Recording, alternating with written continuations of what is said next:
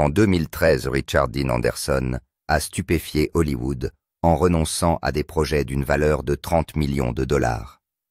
Il n'avait que 63 ans, était encore très demandé, et les studios le suppliaient pratiquement de revenir. Mais en coulisses, Anderson portait un secret lié à un traumatisme datant de ses années MacGyver, quelque chose de si sombre qu'il n'en a jamais parlé publiquement. Depuis des décennies, les initiés d'Hollywood chuchotent que ce qui s'est passé à l'époque explique pourquoi Anderson a préféré le silence à la célébrité. L'histoire de Richard commence par un jour glacial de janvier 1950 à Dawson Creek, en Colombie-Britannique. C'est là que sa mère a accouché, mais 3 jours plus tard, la famille est passée aux États-Unis et s'est installée à Minneapolis, dans le Minnesota. Aîné de 4 frères, Richard grandit dans un foyer baigné de musique d'art et de théâtre. Son père Stuart était instituteur le jour et bassiste de jazz la nuit. Sa mère Jocelyn était une peintre et sculptrice de talent. L'art était omniprésent dans leur maison. Les murs résonnaient du jazz, sentaient la térébenthine et brillaient des lumières des pièces de théâtre de l'école. Richard s'asseyait souvent à l'arrière des théâtres du lycée pendant que son père répétait. Une fois, il a vu des acteurs utiliser des Twinkies comme gâteau d'anniversaire sur scène, et c'est à ce moment-là qu'il a décidé que tout emploi assorti de Twinkies gratuits valait la peine d'être recherché. Mais dans son enfance à Roseville, dans le Minnesota, la véritable obsession de Richard n'était pas le théâtre, mais le hockey sur glace. Il vivait et respirait ce sport et il était bon, tellement bon que même la légende de la LNH Stan Mikita a loué ses compétences. Les recruteurs l'observaient. Passer professionnel n'était pas seulement un rêve, c'était une possibilité réelle. Puis, à 16 ans, tout s'est effondré. Tout d'abord, il s'est cassé un bras lors d'une collision brutale sur la glace. 3 semaines plus tard, il s'est cassé l'autre bras si gravement qu'il a fallu poser des broches et des plaques et passer 3 mois à l'hôpital. Les médecins l'ont averti qu'il pourrait ne jamais retrouver l'intégralité de ses mouvements. Il n'avait plus aucune chance d'avoir une carrière professionnelle. Cette perte l'a dévasté. Le hockey n'était pas seulement un sport, c'était son identité. Sans lui, il a sombré dans la dépression. Pourtant, dans ce silence douloureux, quelque chose de nouveau est apparu. Il s'est tourné vers l'univers théâtral de son père, rejoignant des clubs d'art dramatique et jouant même si ses bras étaient encore plâtrés. Le théâtre lui a donné un but alors que tout le reste lui avait été arraché. Une étincelle s'est allumée qui ne s'éteindra jamais. La vie à la maison n'était pas facile. L'argent est toujours rare. Le salaire d'enseignant de son père couvrait à peine l'essentiel, et les 4 garçons devaient mettre la main à la pâte. Richard livre des journaux et apprend à tirer le maximum de chaque dollar. À l'âge de 10 ans, il a même tenté de faire le trajet Minneapolis-Duluth à vélo, un parcours de 100 miles, parvenant à la moitié du trajet avant que l'épuisement ne l'oblige à rebrousser chemin. Pour lui, ce n'était pas un échec. C'était la preuve qu'il avait le courage d'essayer ce que la plupart des adultes n'oseraient pas. À 17 ans, son goût du risque est irrépressible. Il s'est lancé dans un périple à vélo de 5600 miles à travers l'Amérique du Nord du Minnesota à l'Alaska, en passant par le Canada. Les 33 derniers jours, il a roulé seul sans équipe de soutien, sans voiture, pour le suivre juste lui, contre les éléments. Plus tôt dans l'année, il avait déjà survécu à une tempête de neige à Taos, au Nouveau-Mexique, où des vents de 105 milles à l'heure l'avaient bloqué dans des conditions de voile blanc. Il s'en est sorti vivant et en voulait encore. L'aventure est devenue son oxygène. Il apprend la plongée sous-marine, achète 4 motos et se pousse à l'extrême. Il a sauté des toits de l'école, s'est écrasé sur des motos de crosse et s'est un jour cogné la tête en plongeant d'une planche, ce qui lui a valu des points de suture. Cela ne l'a jamais ralenti. Lors d'une cascade hivernale, il a même construit un igloo et y a vécu pendant 3 jours, frôlant la mort par le froid. La douleur ne l'effrayait pas. L'échec ne lui faisait pas peur. Ce qui le terrifiait, c'était de rester immobile. Cette énergie agitée l'a porté jusqu'à l'âge adulte. En 1976, il fait un acte de foi, abandonne l'université de l'Ohio et s'installe à Los Angeles, avec pour seul bagage un rêve. Pour survivre, il a fait des petits boulots, dont l'un des plus étranges était de se produire avec des baleines dans un spectacle marin. Cela lui a permis de payer son loyer et lui a appris à rester calme sous pression devant des foules. Avant cela, il avait déjà aiguisé ses talents d'acteur sur les scènes de théâtre new-yorkaises. C'était une voie risquée pleine d'incertitudes. Mais c'est aussi le chemin qui conduira Richard Dean Anderson à devenir l'une des stars les plus emblématiques de la télévision. Chaque petit boulot, chaque petite scène le préparait à quelque chose de plus grand. La même année, au printemps 1976, tout a changé. Il a décroché sa première grande chance dans General Hospital. Il a été choisi pour incarner le Dr Jeff Weber et est resté dans la série pendant 5 ans, apparaissant dans 611 épisodes. Le 26 juillet 1976, la durée de la série passe de 30 à 45 minutes et l'audience commence à grimper rapidement. En 1979, General Hospital est devenu le feuilleton de jour numéro 1 aux États-Unis. Anderson fait partie de cette vague.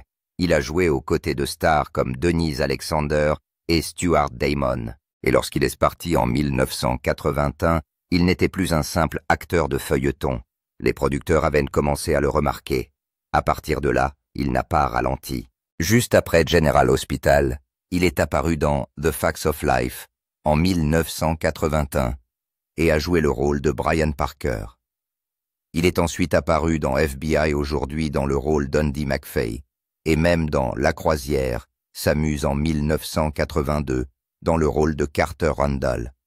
Ces emplois ne sont pas le fruit du hasard. Chacun d'entre eux a été choisi avec soin. Il prouvait qu'il pouvait faire plus que des feuilletons. Il voulait montrer sa palette, et il l'a fait. Il a travaillé avec différentes équipes et différents réalisateurs nouant des contacts et acquérant de l'expérience. Mais tout ne fonctionne pas toujours bien. Entre 1982 et 1984, il se voit confier le rôle principal dans 2 séries de CBS. Il y a d'abord eu Seven Brides for Seven Brothers, où il a joué le rôle d'Adam McFadden pendant 22 épisodes. Juste après Emerald Point NAS, où il a joué le rôle du lieutenant Simon Adams pendant 22 autres épisodes. Les 2 séries ont été annulées après une seule saison. 2 grandes chances. 2 grands échecs. Pour un acteur, en devenir, ce genre d'échec consécutif peut tuer une carrière. Mais Anderson a continué à avancer. Il a observé. Il a appris. Il était attentif aux réactions du public. Et puis, en 1985, le rôle qui allait tout changer est venu frapper à sa porte. Lorsqu'il a auditionné pour MacGyver en 1985, quelque chose d'étrange s'est produit. Il est arrivé avec ses lunettes. Il ne les a pas enlevées. Il n'essayait pas d'avoir l'air cool ou d'impressionner qui que ce soit. Ce moment honnête non poli a impressionné les producteurs. Il ne cherchait pas une star de l'action typique. Il voulait quelqu'un de vrai. Anderson a obtenu le rôle. Il n'avait aucune formation de cascadeur, mais il les a convaincus de le laisser faire la plupart de ses propres cascades. 70% des scènes dangereuses que vous voyez, c'était lui. Il croyait qu'il fallait faire les choses soi-même. Il détestait les armes à feu dans la vie réelle, tout comme MacGyver. Cette correspondance était parfaite. La série explose. De 1985 à 1992, MacGyver a diffusé 139 épisodes. Anderson passe du statut d'acteur de feuilleton à celui de légende de la télévision. En 1990, il gagnait $1 million par saison. Mais le véritable argent est venu lorsqu'il a négocié des crédits de production pour les dernières saisons. Cela signifiait qu'il gagnait aussi une part de la syndication. MacGyver était partout. Les parents aimaient la série parce qu'elle était intelligente et évitait la violence. Les enfants l'aimaient parce qu'elle donnait à la science un air cool. Même le mot MacGyver est devenu un verbe. Vous n'avez pas réparé quelque chose. Vous l'avez fait avec MacGyver. En 2006, 14 ans après la fin de la série, il a fait revenir le personnage dans une publicité du Super Bowl. C'est dire à quel point le personnage s'était enfoncé dans la culture populaire. Mais le succès a un prix. En 1987, Alors qu'il filme une scène de course sur un terrain accidenté, Anderson s'engage dans un trou caché. Il ne s'est pas seulement tordu la cheville, son disque a explosé, la douleur descend le long de sa jambe. Il ne pouvait plus marcher correctement, mais il ne s'est pas arrêté. Pendant un an et demi, il a filmé des épisodes en souffrant terriblement, avalant des analgésiques et refusant toute aide. Il ne voulait pas de doublure. Il ne voulait pas montrer sa faiblesse. Mais les dégâts sont réels. Les médecins l'ont mis en garde contre des problèmes nerveux permanents. Il a finalement cédé et s'est fait opérer. Mais la douleur n'a jamais complètement disparu. Il l'a portée avec lui jusqu'à la fin de la série. L'un des moments les plus emblématiques du premier épisode de MacGyver remonte à l'enfance d'Anderson. Enfant, il aimait démonter les objets et construire de nouvelles inventions. Cette habitude s'est transformée en la fameuse bombe en forme de trombone. Ce n'était pas dans le scénario original. Il est sorti tout droit des souvenirs d'Anderson. Il avait déjà construit ce genre de choses dans sa jeunesse. Lors de sa diffusion, le pilote a obtenu un taux d'audience de 10,9. Cela signifie que près de 20 millions de personnes ont regardé l'émission. La chaîne a d'abord été déçue, mais cette scène est devenue légendaire. Les scénaristes ont commencé à demander conseil à Anderson sur les types d'inventions que MacGyver pourrait fabriquer. Il ne s'est pas contenté de jouer le rôle, il l'a façonné. En 1991, la pression de la série l'a rattrapé. Il s'est effondré sur le plateau. Il s'est évanoui à cause du stress de la déshydratation et de l'épuisement total. Les médecins ont déclaré que son corps ne fonctionnait qu'à 20%. Il était complètement épuisé. Il a demandé au studio de le laisser partir. Ils ont refusé. S'il démissionnait, ils le poursuivraient en justice pour 18 millions. Ce chiffre n'était pas un bluff. Il était pris au piège, contraint de continuer à filmer, même si sa santé s'effondrait. Il a admis plus tard que l'émission avait pris le contrôle de toute sa vie. Il n'y avait plus rien en dehors de cela.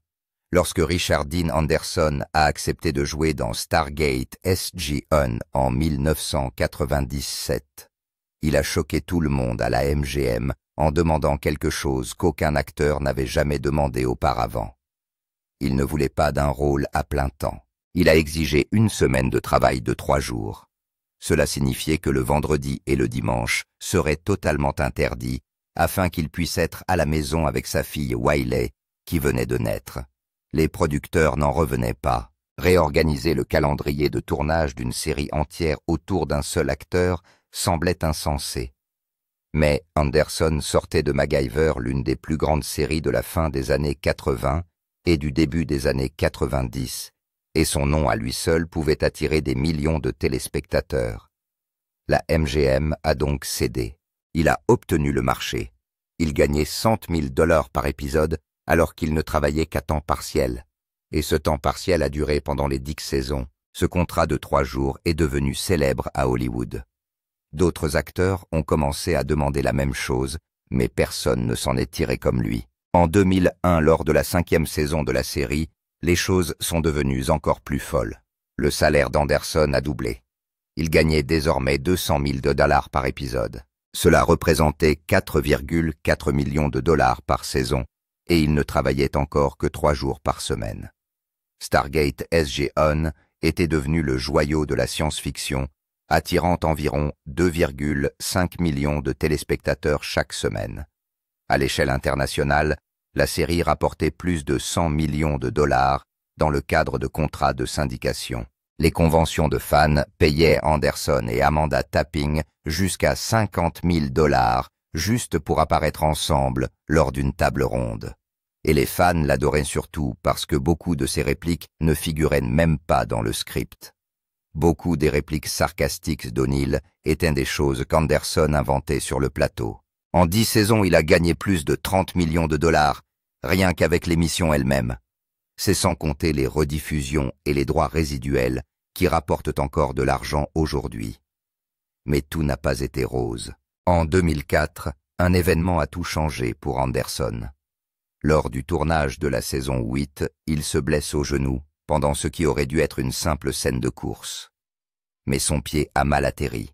Son genou s'est tordu. Les ligaments se sont déchirés. La douleur a été instantanée. Il a dû subir une intervention chirurgicale et des mois de rééducation. Les médecins lui ont dit clairement que s'il continuait à participer à des scènes physiques, il risquait de perdre sa capacité à marcher correctement.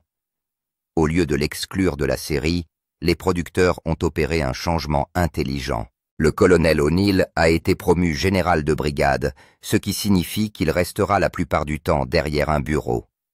Ses scènes d'action ont été réduites de plus de moitié.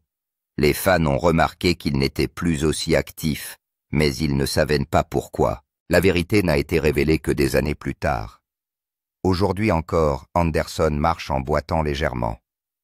Le coût total du traitement s'est élevé à plus de 200 $, mais la majeure partie a été prise en charge par l'assurance. Pourtant, il s'agit d'un tournant. Il n'a plus jamais accepté de rôle physiquement exigeant. La même année, Anderson a réalisé l'un des épisodes les plus inoubliables de la série, Double Jeopardy dans la saison 4. C'était censé être un épisode d'action de science-fiction amusant, mais Anderson y a apporté quelque chose d'inattendu, le hockey. Il a joué au hockey en amateur pendant 15 ans et a utilisé ses mouvements pour chorégraphier les scènes de combat contre les extraterrestres. Il a étudié les matchs de la NHL, regardé des cassettes et dessiné des combats d'extraterrestres comme s'il s'agissait de jeux de puissance sur la glace. C'est devenu intense. L'épisode a dépassé le budget de 300 000 $ parce qu'il demandait sans cesse des reprises. Une scène de combat a nécessité 47 prises. Le coordinateur des cascades a fini par démissionner, mais Anderson a continué à pousser. Il était obsédé. Il s'est même entraîné au mouvement de combat pendant le déjeuner avec l'équipe de cascadeurs. Lorsque l'épisode a été diffusé, il a battu des records. 3,1 millions de téléspectateurs. Il s'agit de l'épisode le plus populaire de la saison. Mais alors que la série atteignait son apogée, Anderson s'effondrait en coulisses. En 2001, l'année où il a remporté le Saturn Award du meilleur acteur, il était secrètement en proie à un grave burn-out. Sa semaine de travail de 3 jours pouvait sembler facile, mais chacune de ses journées commençait à 5 heures du matin et ne se terminait qu'à 19 heures. Il n'avait pas de pause. La pression était écrasante. Il a déclaré à son partenaire Michael Shanks que cela détruisait sa santé. Il ne pouvait pas dormir sans pilule. Il buvait 8 à 10 tasses de café par jour pour rester éveillé. Lors de son discours de remise de prix, les fans ont vu un acteur en jouer. Mais en coulisses, les maquilleurs ont dû masquer les cernes sous ses yeux. Il rencontrait un thérapeute 2 fois par semaine et songeait sérieusement à quitter la série après la saison 7. Le point de rupture est survenu lorsqu'il s'est littéralement endormi lors d'une interview en direct. C'est alors que la MGM intervient. Elle l'a engagé comme assistant personnel et a réduit de moitié son travail de publicité. Seule Amanda Tapping était au courant des séances de thérapie à l'époque. Anderson a supporté toute cette pression pendant des années, mais il n'avait pas non plus peur de prendre des risques pour sa carrière. En 1992, il a fait quelque chose de tout à fait inattendu. Il a joué dans un thriller de CBS intitulé Through the Eyes of a Killer, à travers les yeux d'un tueur. Cette série a été diffusée le 15 décembre et a stupéfié les fans qui avaient l'habitude de le voir dans le rôle du héros. Cette fois, il incarne Ray Bellano, un entrepreneur qui se transforme en harceleur après une brève liaison avec une femme nommée Laurie. Lorsqu'elle tente d'en finir, il refuse de lâcher prise. Le film est sombre, dérangeant et constitue un choc énorme pour les spectateurs qui ne connaissaient de lui que l'habile et gentil MacGyver. Basé sur une nouvelle intitulée The Master Builder, le film a été tourné à Vancouver et dure 94 minutes. Le film n'a pas battu de record. Il a obtenu une note de 5,9 auprès de quelques centaines de votants sur IMDb. Mais il a prouvé qu'Anderson n'avait pas peur de sortir de sa zone de confort et de montrer une facette beaucoup plus sombre de lui-même. Cette même attitude intrépide s'est à nouveau manifestée en 2006, mais cette fois-ci, il s'agissait d'une pure comédie. Anderson est apparu dans l'épisode Kiss Kiss Bang Bangalore des Simpsons, diffusé le 9 avril. L'épisode a été écrit par Dan Castellaneta, l'acteur qui a interprété Homer, et qui avait été invité dans Stargate SG-1 l'année précédente. Dans cet épisode, Anderson joue son propre rôle et rencontre Patty et Selma obsédées par MacGyver. Ce qui les choque ainsi que le public, c'est qu'Anderson dit qu'il n'a jamais aimé jouer MacGyver et qu'il ne l'a fait que pour le salaire. Elle le kidnappe, mais il s'échappe en utilisant une lentille de contact pour concentrer la lumière du soleil et brûler ses cordes. Un classique de MacGyver. Ensuite, c'est encore plus drôle. Anderson devient obsédé par les cascades d'évasion et demande à Patty et Selma de continuer à le kidnapper avec de nouveaux défis. C'était brillant. Il s'est moqué de lui-même, s'est laissé aller à l'absurde, et les fans ont adoré. Il a montré une facette de lui à laquelle la plupart des gens ne s'attendaient pas. Richard Dean Anderson a toujours été connu comme l'homme qui ne voulait pas se fixer. Mais en 1992, quelque chose a changé. On apprend qu'il sort avec Katharina Witt, la célèbre patineuse artistique d'Allemagne de l'Est. Elle n'était pas une athlète comme les autres. Elle était quadruple championne du monde et à l'époque l'un des plus grands noms du monde. Leur relation n'a même pas duré 2 mois, de mars à avril. 1992, on les a vus ensemble. On en a parlé sans cesse dans la presse. Et puis soudain, c'est fini. La rupture a eu lieu alors que Witt était encore en pleine compétition et Anderson a admis que la pression de toute cette attention était devenue trop forte pour être gérée. Les gens pensaient que cette fois-ci, il avait enfin trouvé quelqu'un avec qui rester. Mais aussi vite que cela a commencé, cela s'est terminé. Avant cela, son histoire d'amour la plus stable s'est déroulée dans les années 1980. De 1983 à 1986, il a été en couple avec l'actrice Cella Ward. Ils se sont rencontrés sur le plateau d'une série où ils jouaient des frères et sœurs. En dehors de l'écran, les choses sont devenues romantiques presque immédiatement. Cella venait d'emménager à Los Angeles et ils ont commencé à vivre à quelques pas l'un de l'autre à West Hollywood. Même s'ils n'étaient pas mariés, ils vivaient comme un vrai couple. Mais son travail pour MacGyver impliquait des journées de travail de 15 heures et ils sont devenus ce qu'il appelait un couple de week-end. Anderson a déclaré plus tard que c'était une belle relation mais que le mariage lui faisait peur. Après leur rupture, il a fréquenté Terry Hatcher, d'avril 1991 à février 1993, soit presque 2 ans. Mais là encore, pas d'engagement à long terme. Les 2 relations se sont terminées en bons termes. Pourtant, tout le monde à Hollywood savait qu'Anderson ne se mariait pas. C'est alors qu'est arrivée une personne qui a véritablement changé sa vie. Elle s'appelait April Prose. Elle était styliste, pas une célébrité. En 1996, un ami commun les a présentés l'un à l'autre, et elle ne s'attendait pas à grand-chose. Elle pensait qu'Anderson n'était qu'un acteur de plus qui ne s'engagerait jamais. Mais, après un seul rendez-vous, April a appelé sa mère et lui a dit qu'elle avait rencontré l'homme avec qui elle allait passer sa vie. Ils sont restés ensemble pendant 7 ans. Le 2 août 1998, leur fille Wiley Quinn, Anna Rose Anderson, est née. Anderson a 48 ans, il ne s'est jamais marié, mais il est maintenant père. Il n'a pas épousé April non plus, mais ils ont construit leur vie ensemble. Lorsqu'ils se sont séparés en 2003, il n'y avait pas d'amertume. Anderson a déclaré qu'il ne se concentrait plus que sur sa fille. Mais des années avant la naissance de Wiley, une courte histoire d'amour a failli tout changer pour le pire. En 1995, Anderson a commencé à fréquenter Lara Flynn Boyle. Elle avait 25 ans et était l'une des stars les plus en vue à Hollywood grâce à son rôle dans Twin Peaks. Les médias ne les ont pas laissés respirer. Leur différence d'âge de 21 ans est devenue un sujet permanent. Les tabloïds les suivent partout. Anderson, qui avait réussi à rester discret pendant la plus grande partie de sa carrière, a déclaré que cela lui faisait mal au cœur. La relation s'est rapidement terminée, mais pas les gros titres. Il a déclaré plus tard que c'est à ce moment-là qu'il a vraiment réalisé à quel point les projecteurs pouvaient être toxiques.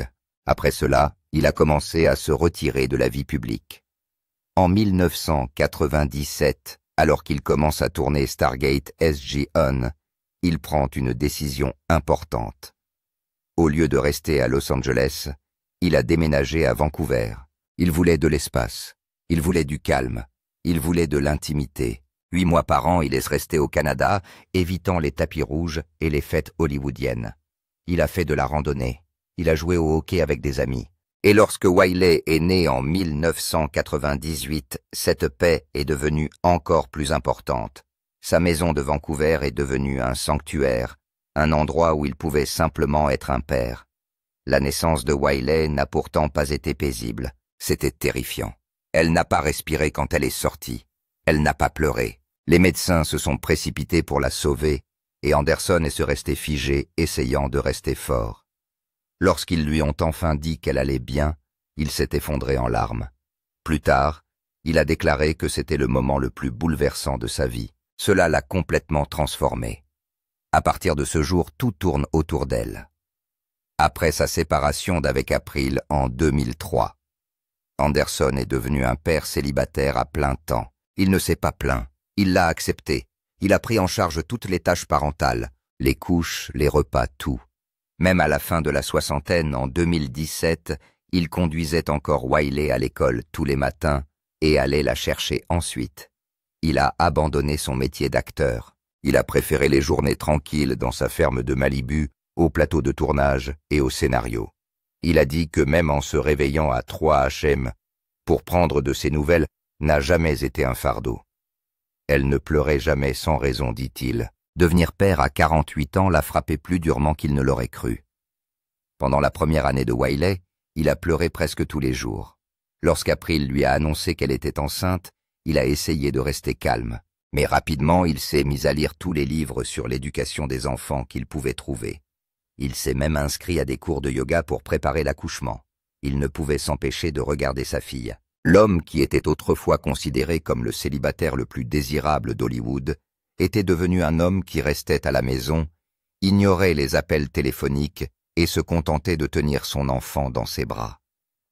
En 2013, il a fait un choix qui a choqué tout le monde. Il a démissionné. Il s'est complètement éloigné de l'industrie. À 63 ans, Stargate étant derrière lui et MacGyver ayant disparu depuis longtemps, il a décidé de ne plus courir après les scénarios ou l'argent. Sa fille a maintenant 15 ans et il ne veut pas en manquer une seconde. Son corps est fatigué. Les cascades ont fait des ravages. Mais surtout, il ne voulait pas répéter ses vieilles erreurs. Des gens comme Terry Hatcher lui avaient dit qu'il n'était jamais chez lui. Il ne voulait pas que sa fille dise la même chose. Entre 2023 et 2025, il a refusé plus de 23 millions de dollars. Netflix lui a proposé 15 millions de dollars pour un documentaire sur sa vie. Il a refusé. Il ne voulait pas que sa vie soit transformée en contenu. Disney a proposé 5 millions de dollars pour 5 épisodes de Stargate. Paramount a proposé 3 millions de dollars pour un seul épisode du reboot de MacGyver. Il n'a même pas répondu. Aucun acteur dans l'histoire d'Hollywood n'a refusé plus d'argent, plus d'offres et plus de célébrités que Richard Dean Anderson. Et pourtant, il ne le regrette pas. Le reboot n'était pas fidèle à ce qu'était réellement MacGyver, a-t-il déclaré. Il ne s'intéressait pas à la fausse nostalgie. Il ne disait oui qu'aux choses auxquelles il croyait. Et celles-ci se faisaient de plus en plus rares. En mai 2025, lors d'une convention à Londres, Anderson a de nouveau choqué les fans. Il n'a pas parlé de célébrité. Il n'a pas fait l'éloge de l'industrie. Il a qualifié Hollywood de machine à tuer les âmes. Il a déclaré que Hollywood ne se souciait plus des gens mais seulement de l'argent. Les fans ont été stupéfaits. Anderson a toujours été poli et charmant en public.